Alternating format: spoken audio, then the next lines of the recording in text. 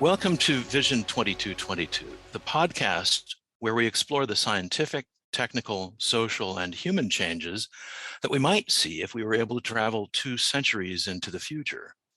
We interview leaders in science and technology and experts in business and the humanities to take a look into possibilities of the future.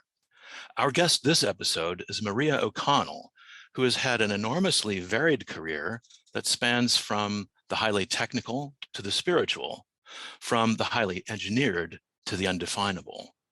Vision 2222 is the brainchild of Mikhail Gladkikh and his co-hosts, Amanda Chadee and myself, John Marsh.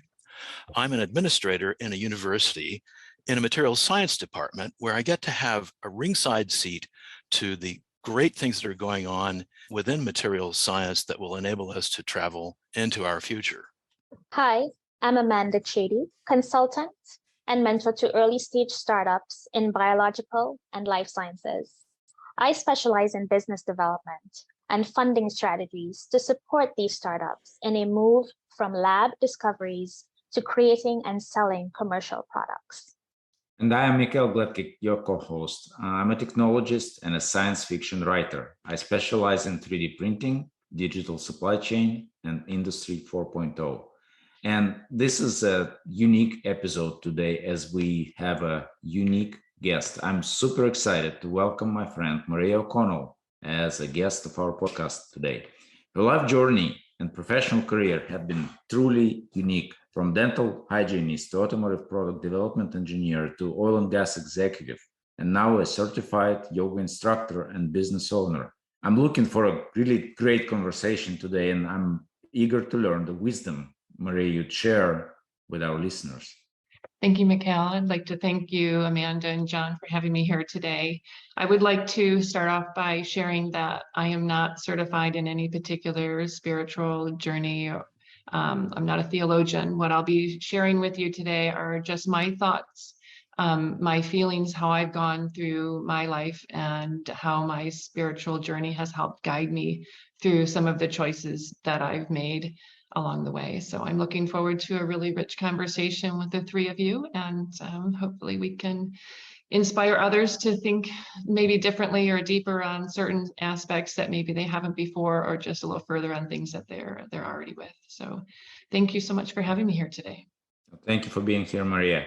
And leading to the first topic, the first question of our conversation, as I mentioned before, your personal and professional journey has been truly unique. You say on your LinkedIn page, "My river of life has taken me to places that I never saw coming, but each new opportunity served to feed my love of learning and personal growth." Indeed, that journey has been very, very rich and took you to many different places. And now you're the yoga instructor. Could you tell us more about your journey, your choices, your motivations along the way? What drives you, and what wisdom can you share with our listeners?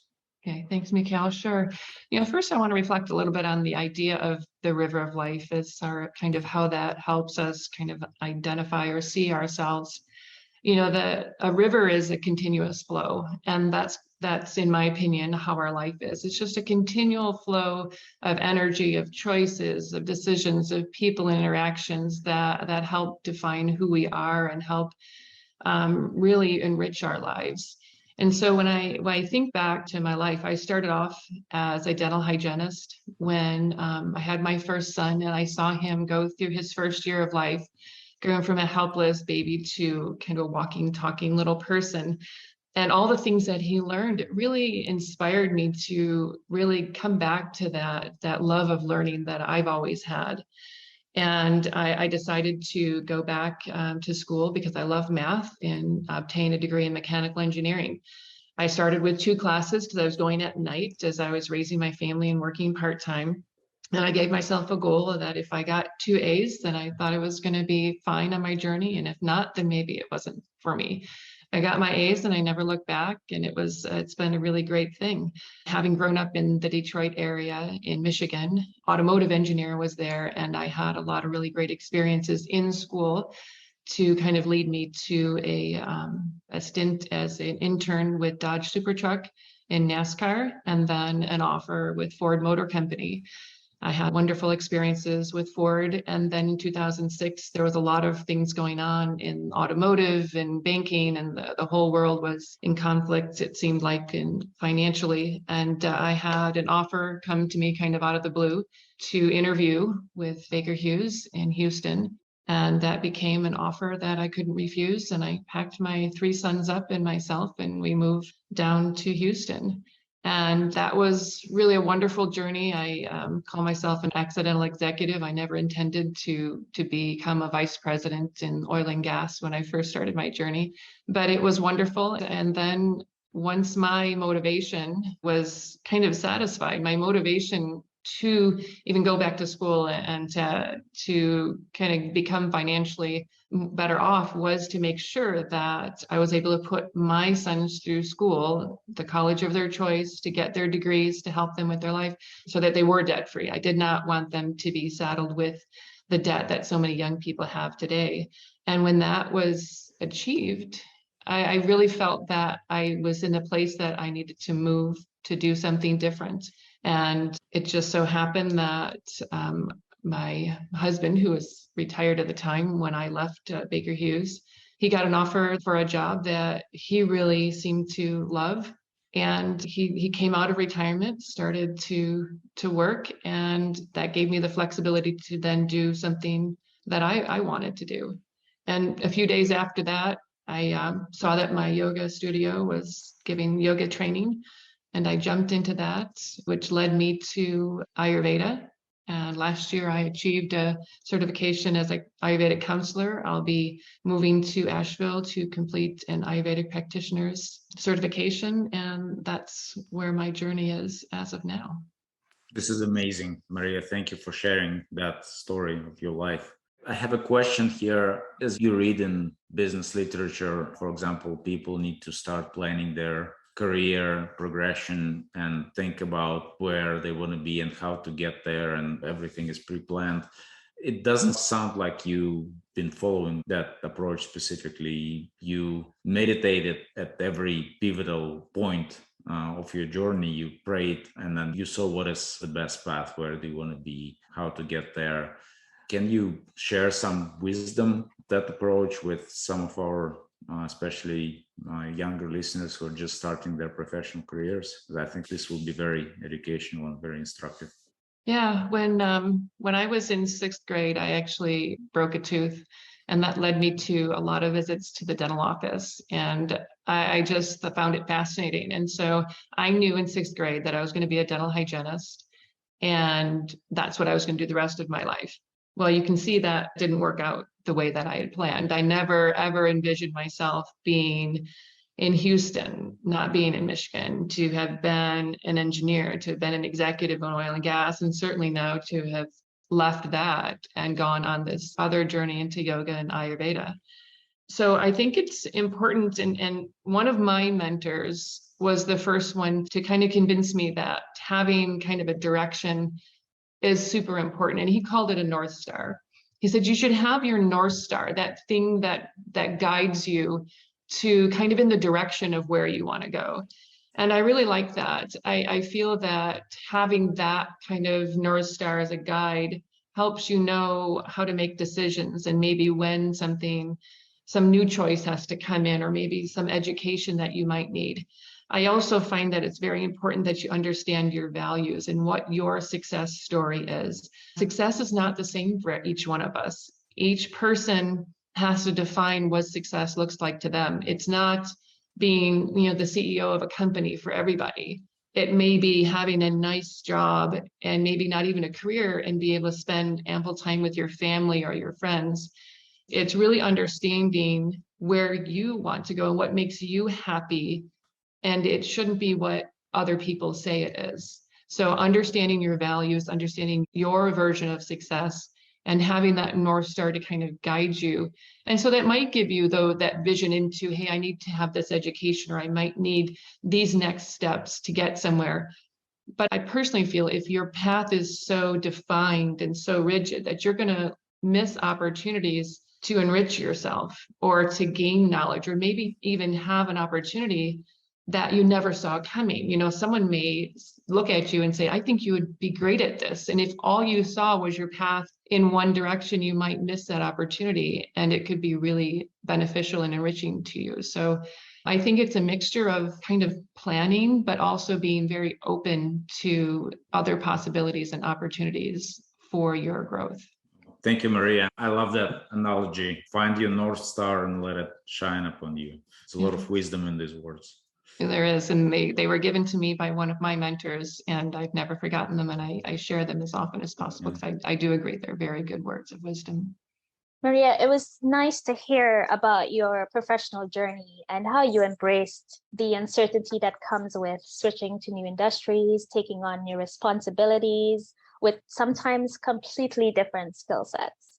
Your inspiration was to provide your young children with opportunities in life, and I really enjoyed how you told us about your approach to prayer. Your career in oil and gas spans many years, and over that time, you took on leadership roles. And while leading teams, some of your most passionate roles were mentoring others, volunteering, and serving the community. First, tell us why mentoring and service is important to you. Can you provide some examples of who and how you serve and mentor? And second, how do these experiences to help another person reach their full potential enrich you as a person? It's a great question. I do think that one of the reasons that we're even here and that we live with other people and in communities is because we are meant to serve one another and help one another, that we're not isolated on an island. We're actually here and in our families and with our friend groups and in our communities. And you see that in moments of crisis, even, that people come out and they just want to serve and help. And sometimes when we get busy with our lives, maybe our focus on that may slip. So I have always tried to take a moment, and anytime anyone ever asked me to have a mentor relationship or just a friend relationship where they could bounce things off of me, I always agreed to that. I had a lot of people who mentored me and who were just there as sounding boards, friends, people with more experience, coworkers. And I'd like to be that person for others, because I know that I really benefited from people being there for me as well. You know, you asked who and how to mentor. You know, sometimes they were formal, set up through the company. Sometimes they were informal, just people calling. Even now that I've left Baker Hughes, I still have people calling me, and we have mentor conversations, and we talk about things from family to business ideas and just their next steps and or how to get through a challenging time. And it's just wonderful to have that. One example, really the last formal mentorship example that I had when I was still working, was this person was going through a challenging time, and they asked me how to get around it.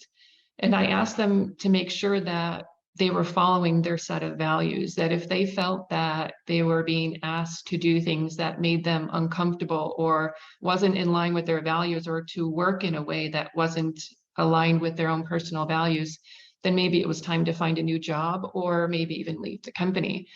And as I'm telling this person this, I was reflecting on the words that I was giving to myself and in my own situation. And I had met my objectives for my family. My financial objectives were met, and I wasn't motivated by money or power or prestige for myself. And I really realized that I was in a place that I didn't really feel comfortable with some of the things, or how I was being asked to do some things. And then I realized it was actually time for me to make a change. And, you know, as you say, I do reflect on prayer. I call it prayer. Some people call it different things, guidance, intuition, whatever you have. I say it's prayer, and I pray to God, in my case, and my higher power, for what is right for me. It is very scary to go into something that you don't know what's next. And especially being in industries like we all are, we look years down the road and we know what's going to happen years down the road. And suddenly you don't, which in fact we never really do. So no matter how much we plan or think we know, we really don't. And so just to have some comfort in that, I took that next step, as I have many times before, going into an unknown, trying to prepare myself as much as I can and counting on the prayer and the guidance that I need, that I know will be there for me. And I took that step to something new. Yes, and I agree wholeheartedly about we innately have this ability to serve. And I'll just sideline with a little story that came up when you mentioned that, because here in Oman, there was a national power outage. The traffic lights were out, no lights in the building. And I was actually at the doctor's office. But on my way home, I was worried because, there was no traffic lights. But I saw people coming out their cars and helping to direct traffic, right? And it kind of brings to your point. Nobody told them. This is just their ability to serve in a time of crisis. So I agree with you 100%. And I also like what you said about telling your mentees to follow their set of values. I just want you, if you can explain a little bit more on how you think they go about that. Do they just make a list? What sort of decisions help them to follow their values? Yeah, good question. Because you're right. You do have to find out what your values are, right? Right. You have to actually think about it and understand what your non-negotiables are. What are your non-negotiables? They're not going to be the same for everyone. And we shouldn't judge people for what their non-negotiables are or are not. It's a personal decision, and we have to, at the end of the day, live with our decisions and look ourselves in the mirror and be who we are. And so to define that does take a moment of reflection. It does take a moment of time to just sit back and to think, when was I most happy? When was I able to look and be proud of something I did? When was I not proud of something I did? Why wasn't I proud of that? Why was I uncomfortable with something? And so you define those values and those things that are really non-negotiable, and then you stick to them. And sometimes it's very hard. You're going to be asked to do something maybe at work, and you think, okay, I'm going to get fired if I don't do that. But at the end of the day, wouldn't you rather be fired than to violate your values and to make a decision that you're uncomfortable with or might have hurt somebody? And we all make mistakes. We all do. And we all sometimes maybe even bump into our values, and maybe we brush past them, and we learn from that. And we learned if that isn't non-negotiable, if it's something that we should stand by, and what defines us. And so it is a journey, and maybe your values change. So when my kids were young, that was the most important thing to me. I had an occasion where I was just getting divorced, and I was working at Ford, and I had this opportunity to lead this amazing test strip and team. And I got a call from my son's teacher and said, he's failing school. He's not doing any of his homework. What's going on at home? And I should have called there. I should have let the teachers know what was going on and to help me parent and know what's going on with my children. But I had to basically say, my family's more important than my job. And I thought things were going to go bad. And so I went to my boss and I said, look, I can't go on this test trip. I can't be there until I have to sit with my son and I have to work with him and get him back on track. I can't leave. Today was a Friday. We're supposed to leave. I can make it on Wednesday, but I need this time to be with my son. I had no idea. I thought, oh my gosh, he was going to say, okay, you can't handle working and raising a family. I had no idea how that was going to look. And he said, that's fine. Because I came to him with a plan. I said, this is a person who can take the lead while I'm home. There's actually a vehicle that's not going to be ready till Wednesday. So if I stay till Wednesday, I can bring that vehicle with us and we can have the whole complement of vehicles that we need. And I solved the problem. I didn't come to him with my problem. I solved it. And I said, this is an alternate plan that we can do that allows all of this to work out. And he said, that's fine. But I stayed with my family more than the job. And you can see this is still emotional. But you have to know what is best for you and stay with it, no matter what other things may happen as a consequence. And then you just deal with those things. But often, and I found when I'm honest with myself and with others, that the things just work out, that the world takes care of yourself and it works out. And what you mentioned here, obviously a lot of women go through this, especially single mothers. So I can understand where the emotion comes from, having to choose sometimes between job duties and family things that may come up, family emergencies. And I really like what you said with trying to approach any problem you have with a solution. It's really, really good advice. It sort of makes the whole transition into getting what you want easier, right? Because it shows you've thought about things. That's right. And honestly, especially when you're at work and you're coming to your boss with a concern or a problem, there's lots of concerns and problems. We can identify all of them, right? Yeah. But if it's a personal thing going on, that's not your work's problem. It's yours. It's yours to address and to figure out what that looks like For you, it's not going to your boss. Like, imagine if I went to my boss and said, I have this problem. How am I going to fix this? That would have been a very different conversation.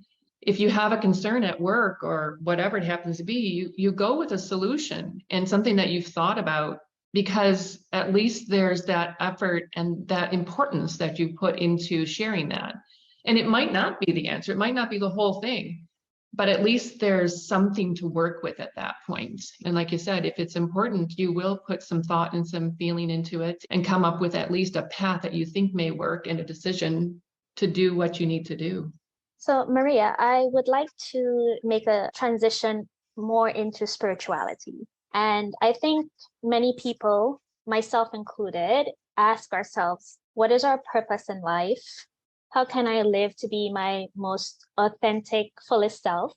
Many people seek to be healthy or to control stress and anxiety.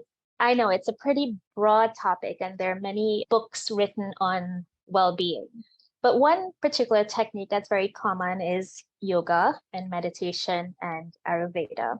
So in particular, as our listeners may not know, yoga is a system of breathing and yoga poses, which after published research has been shown to provide numerous health benefits, such as relieving back pain and anxiety. So you are studying the science of Ayurveda and offering yoga services. What is behind this passion in yoga that's led you to the path that you have right now? Was there any spiritual awakening? And second, how has practicing yoga changed your inner self, your beliefs, and your interactions with other people? You ask such wonderful questions, and they're really beautiful. This is one of those things that there's a path being laid before you. The breadcrumbs, when you look back, are obvious. So I had never done yoga before. I'd heard about it and I thought it sounded interesting. I'm a runner. I run. I didn't have time for, yoga, and I didn't really stretch all that much either I worked really hard to make my hamstrings as tight as they are. So my neighbor asked me, hey, there's this yoga person. She's in our neighborhood and she's just going to be at the community center. Would you go with me? And I said, sure. So I go with her, and I loved it. And I loved how she taught it. Her name was Sharon, and she was lovely. And we went, and all of a sudden she stopped doing that. And I thought, okay, well, that was nice for a few times. I really enjoyed that, but that's done. So I just stopped. And then a few months later, another friend came up to me and says, hey, there's this new studio. My husband just bought me a gift certificate. Why don't you come with me? I'm like, okay. And I go to this new studio, and who is it? Sharon. It's her again. So I'm led to her again. And then I started doing that, and then life got kind of busy, and my friend wasn't going anymore. So I dropped out of it again. And then my husband and I, we'd run together in the morning, and he was having some trouble with his hip and his knee. And he's like, God, this just hurts. I'm having trouble striding. I'm like, why don't we go to yoga together? And so that directed me back. And so I went back to Sharon, and I started going on a very regular basis. She has a doctorate's level in Ayurveda. And so we did a consultation with that. And that was my introduction to Ayurveda. And I thought, how helpful is this? And then I started going to yoga 3 days a week. And I had never felt more complete or healthy in my life. There's stress, there's stuff that goes on, but it wasn't something that burdened me as much as it did. So as your body releases its tension, your mind releases its tension, and your body, mind, and spirit begin to trust one another and connect and motivate, and it changes your whole outlook on life. And when I became an executive and I started traveling more, I didn't get a chance to do yoga as much at a studio, but I still would bring a fold-out yoga mat with me and my running shoes, and I would run. And my running was kind of always my meditation. I didn't even realize it.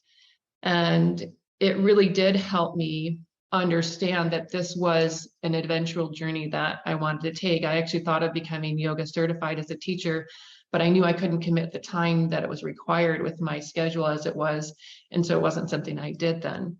And so that's kind of what pushed me onto the path. And a lot of people think, oh, I don't have time for yoga or meditation. But as you mentioned, yoga is breathing. And so if we can breathe as we move through our life, we can reduce our stress. And there's all kinds of things that show how belly breathing really helps reduce stress. It changes from the sympathetic to the parasympathetic nervous systems, and it helps us really relax and reduce that fight or flight reflex. I would imagine that each one of you, especially being in the scientific realm, have been in deep meditation without even knowing it. Meditation is single-minded focus, right?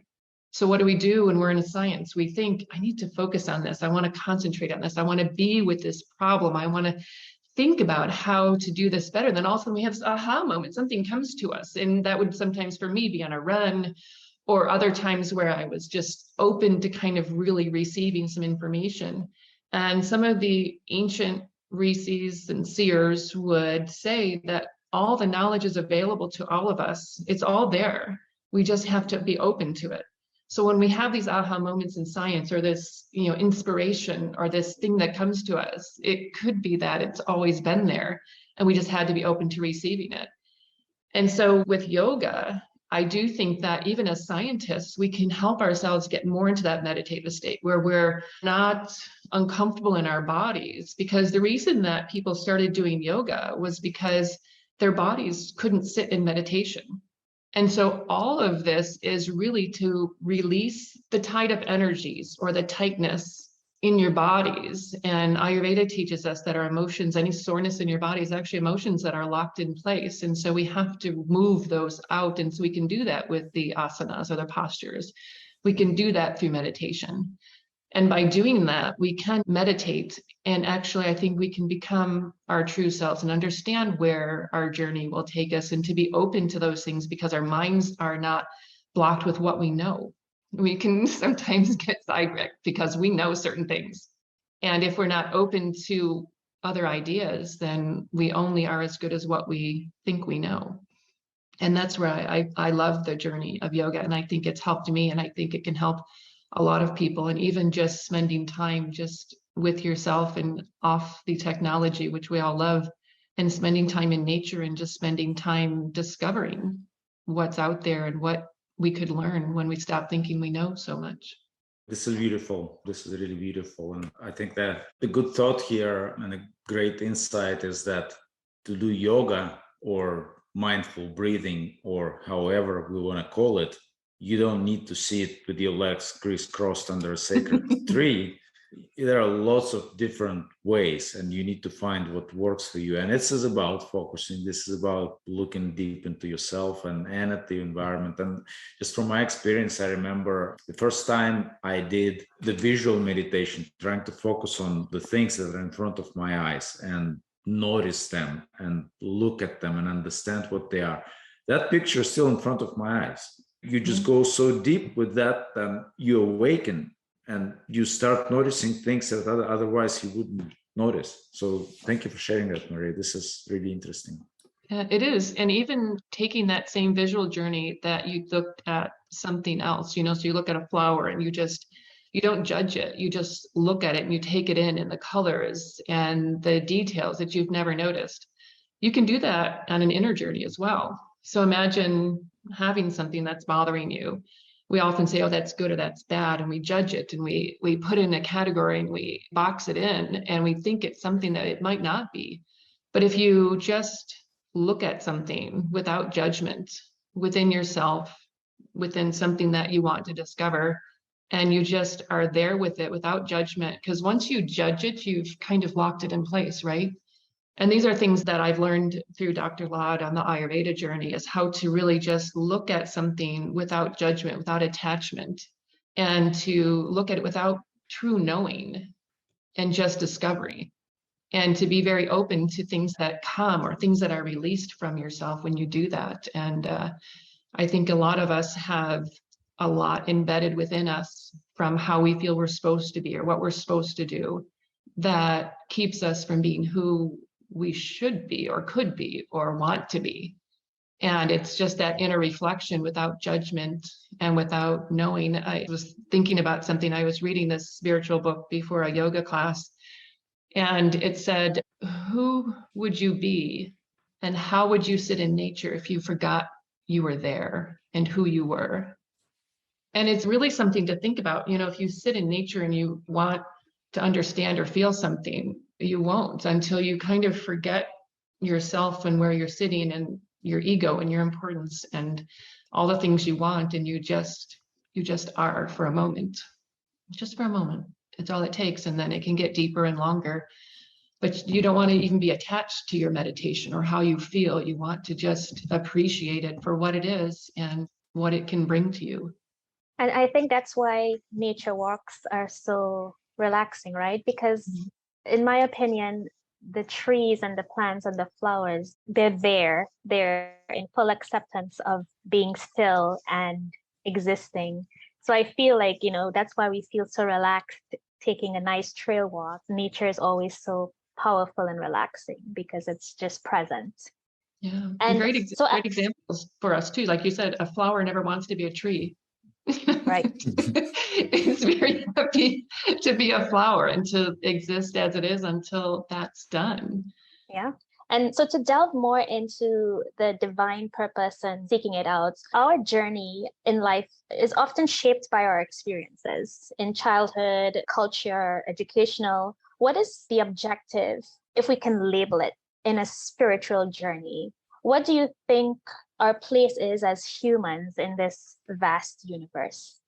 I don't think I have that answer. I think that's an individual answer or a question even. And you're right, our reality is shaped by our past and our memories.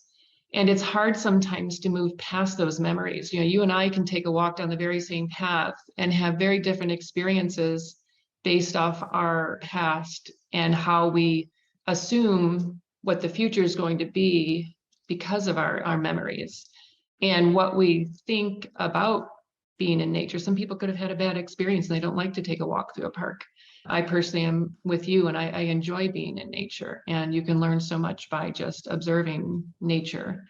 But I think whatever motivates people, whatever their journey is, I think it's each person, it's available to you to discover what that is. And it could be one thing maybe when you're a parent and you're motivated by providing for your children. And then like for myself, I'm on a different path right now because even though I'm still parenting my children, they're all very important. It's not as immediate. They're kind of on their own journeys right now, doing their thing. And it's allowed me time to kind of reflect on what's mine and what's important for me to do.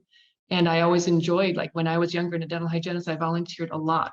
When I worked as an engineer at Ford, I did some mentoring and did these little math homework clubs in the city of Detroit.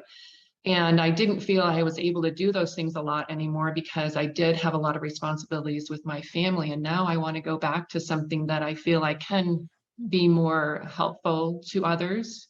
Obviously, I still want to make a living, but once again, the money is not what's important. Is to be of some service to someone else. And certainly understanding myself and going through my own healing journey is part of that. You can't help others unless you've kind of helped yourself. It's interesting you say that because you feel that maybe people that are younger, there are many more constraints in their life, but as they get older, and some of those constraints are not there, they are free to explore and join in a new journey. So it's really a passage of time and whatever is in our life at that moment. Yeah, So and thank you back for to the sharing conversation on our values too. So what's important, and that'll guide you. And like I said, not everyone's path is the same, and no one can say what your journey is or what your values are, what is important to you. And we should never judge one another based off what those things are. We need to be accepting of people because we don't know. We're not in their shoes. We don't understand everything about one another. So to just be open to other opinions and other ideas is so important, just to sit and listen sometimes. And you might not agree. You might learn something new. You can wholeheartedly not agree whatsoever with the person's saying, but it's important just to stop and listen and not judge it, and then just be with it and let that person be on their journey and not judge them either. And so talking about journey and passage of time and thinking about humanity as a whole, if we look 100, 200 years into the future, there is a trend that people talk about it, that we have more and more narrow specializations in our careers and how we work and who we are. Do you think in the future, you've seen both worlds, technical and spiritual, and you can understand both of them? Do you think we will have sharp division between the two in the future, where people will just lock themselves into their technical side or their more free spiritual side? Or do you think we'll figure out how to live in harmony with multiple things and with the universe, and to develop this harmonized human beings that are accepted into the universe from many different perspectives in what they do? Yeah, and so once again, this is going to be fully on my opinion. What I'd love to see is the latter. We are part of the universe. We are part of the earth. As if we kind of reflect back on the river of life, as the obstacles like boulders fall into the river, they become part of the river. We are part of this earth. We're not living on it. We're in it. We are part and parcel of all the creatures, bacteria to human beings. We're all living in this earth environment. And to think we're separate, I think, is a mistake. And I think we've exploited part of the earth and sometimes one another because we don't feel that connection. I do feel there is a way to be financially solvent, to have technologies, to be capitalist, and to have advancements with also an understanding that we can live in harmony with the earth and all its inhabitants and outer space and all the things that we're going to journey into in the future, if we just have that value mindset. That how do we do this? The answer is not no, but it's maybe not that. And how do we figure that way to have those things and still be respectful of the planet that we're part of? Because if we disrespect the planet and each other, then we're also, I feel, disrespecting ourselves. And we have to figure out how to put value on those things that lets us move in that direction. I think that, like the ancient seers, they reflected and meditated on the world and their purpose, and they saw things. And reading some of the ancient texts, like I had the opportunity to study some of the Upanishads and the Bhagavad Gita, and there's so much in there that's still so relevant, and it was written so long ago. And these ancient seers, they just reflected and they found knowledge. Ayurveda is said to not have been learned, it's said to have been remembered. And that all of this knowledge is part of the universe and we're all part of it. So how do we tap into these things that allows us to understand our part and our connection with one another and the earth and the universe, and then still understand and learn the best ways to move into our future and to provide for ourselves and the growing population without our destruction, because we could, I guess. But I just think, and I would like to hope that humanity will find a way. And I think some of the consciousness and awareness that we're feeling and going through now is a shift. And there's a lot of spiritual teachers who will say that. And there's people much more spiritual than myself that feel these connections and they feel these shifts and they know there's something more that we're all going through together. And the more we can talk about it, because it's not easy to talk to a lot of people. They think you're weird or that's an unusual thought, but just kind of be open to it for a minute. Do you see any trends today in humanity, in the society, that changes as humans in that direction that you just talked about? And where do you think it will lead us eventually in, say, 100 years, 200 years? Yeah, well, the fact that we're even having this conversation just amongst us is a change. Every time somebody has the idea to have a conversation, and some of the things we see now about people wanting to be accepted who they are and being just their natural, beautiful, authentic selves, and the fact that we are thinking about other people's ideals and being open to some of this, I think that is a beautiful shift, that people feel comfortable being their authentic selves. And yes, there's always going to be people who hate because they're afraid or they don't understand.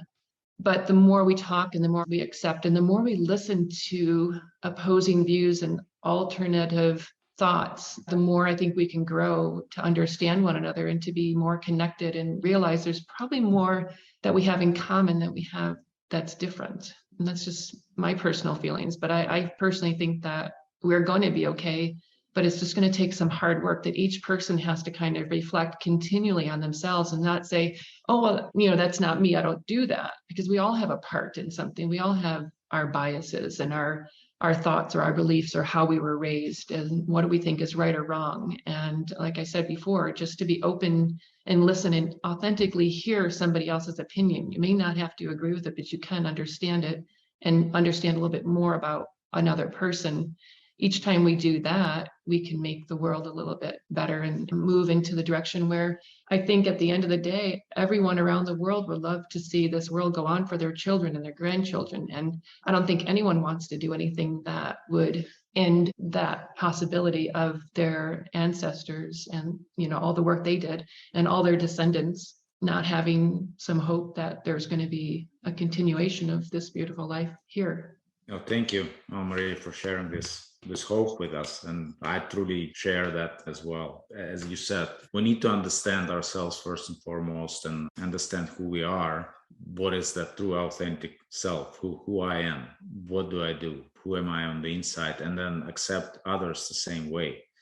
Because we cannot be all the same. That doesn't work. How boring would that be? Really, how boring would that be? How would we think of new things, new technologies, and new things if we were all the same? That'd be boring. Well, unless we're all robots, then that would probably work. I hope we're not. I hope not, but there you go. Self-replicating artificial intelligence. Exactly the same. Yeah. So thank you for taking this imaginary trip with us. One of the things we ask people in these conversations is really out there. It's more out there than what some people might say you've been talking about. And that is, do you think that actual time travel is possible? And if yes, is it only forward or only backward? And what about the paradoxes of traveling into the past? Yeah, I love this question. So one could say that every time you reflect on something that happened in the past or what you think the future is going to be, you're traveling in time. Or your mind is going, but your body's not. So do you have to move bodily to travel in time? I don't know. I think it was the Egyptians that thought you died every night and you were resurrected new and you did some journey while you were sleeping. So do you journey to different times while you're asleep? What is that? We've all been engrossed in something that time seems to stand still. So what is time? It's such an important question, and I don't have an answer for it. And the travel part, I personally would be fascinated to go back and see the pyramids and how were they constructed and, being mechanical. I just am so interested in that. But it also falls into that category of just because you can doesn't mean you should. Because if you go back in time and change something that happened, you are changing who you are. And I don't feel there could be not an effect to that action. And so there would be something that would change. You wouldn't be who you are. There wouldn't be something or somebody in your life. And I think everything we go through is for a purpose. It's to help guide us and help us learn. It's just, are we willing to actually accept that challenge and to reflect that maybe I need to grow or learn? And that's what this difficult moment is for. And certainly you wouldn't want to change those joyous things either. So curiosity, yes, about what it was like or how people did things, but to bring those things back and to bring that knowledge back, I don't know that that's a should. Really, once again, I think these are very personal questions and each one of us would have a slightly different answer. But thanks for listening to my thoughts on that. Well, it is a fun thought question to kind of fantasize about. Speaking of which, if you could put aside your misgivings about travel, but you could travel into the past or forward into the future, what is one trip that you would want to take?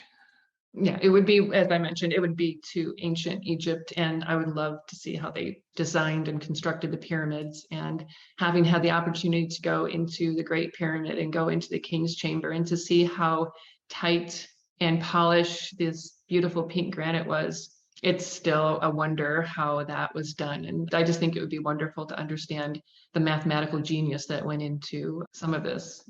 And if some people are right that it was aliens, hey, I don't know. I'm not going to judge. Right. Have you visited Egypt? Yes. You did. Yeah. Remarkable.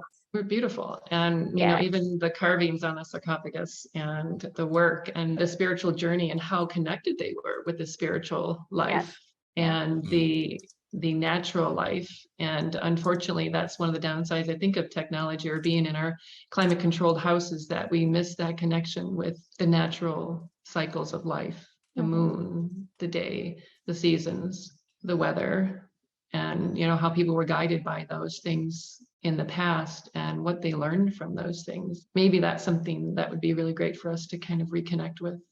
And especially their knowledge of the afterlife, I think always fascinates me. I really appreciate that you bring to your theoretical trip to the pyramids being built both the technical and the human terms. A big part of, perhaps the biggest part of it, is how did people organize into this massive activity with what we would consider to be low technology, but we wouldn't even begin to try it, even with the technology that we have. Yeah, we have tried it and we haven't been able to do it. Okay. And that's the beauty of it. And that's the real mystery of it, and how it was lost and what came into play that knowledge was lost. And how do we not lose some of that knowledge? How do we regain some of it? And I personally think that by reconnecting with nature, that there's probably some things that we can learn that we may have missed by thinking that we should command nature and not learn from it. And what's there for us to really understand and learn from the natural world. I think that may be something that's maybe missing from what we think we know now, that there's probably more there for us to understand.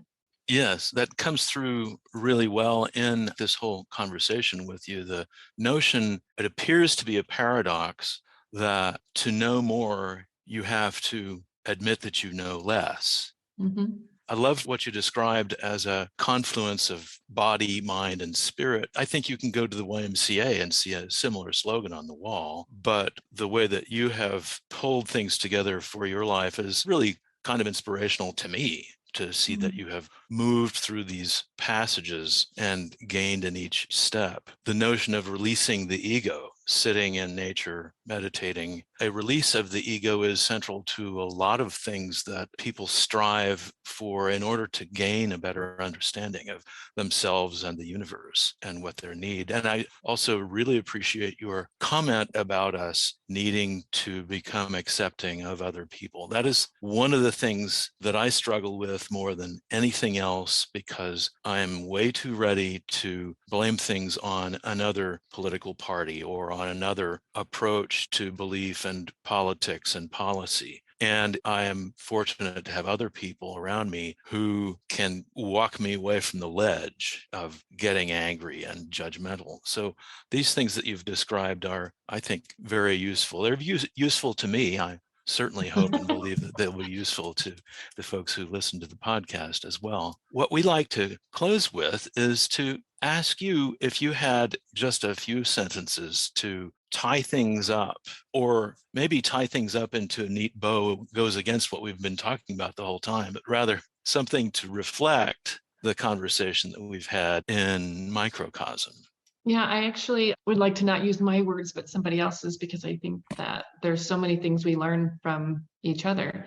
So I was certified as a Holy Fire Reiki person this weekend, and I learned about Usui Sensei and the things that he actually reflects on towards happiness and good fortune. And apparently these were some of the last instructions from Emperor Meiji. If I pronounced that incorrectly, I do apologize. And he felt that these things are things that should be chanted morning and evening to kind of lead you to that good life. And having read them, I have to agree, and I think they're very beautiful. So the 4 things are: just for today, don't get angry. Just for today, don't be grievous. Oh, there's 5 things, excuse me. Just for today, express your thanks. Just for today, be diligent in your business. Just for today, be kind to others. Those are marvelous words to close on. Appreciate it very much. And the fact that we're saying just for today makes it possible. Well, yes, there's an echo in all kinds of approaches to life. A 12-step, maybe today I will do this thing or not do this thing. To be now, to be present now, and to think of today and each today. And these aren't my original thoughts. These are thoughts of people much wiser than I am that I've adopted into my approach. So any particular things that you would have people look for? Would you be open for people to get in touch with you to ask further clarifying questions?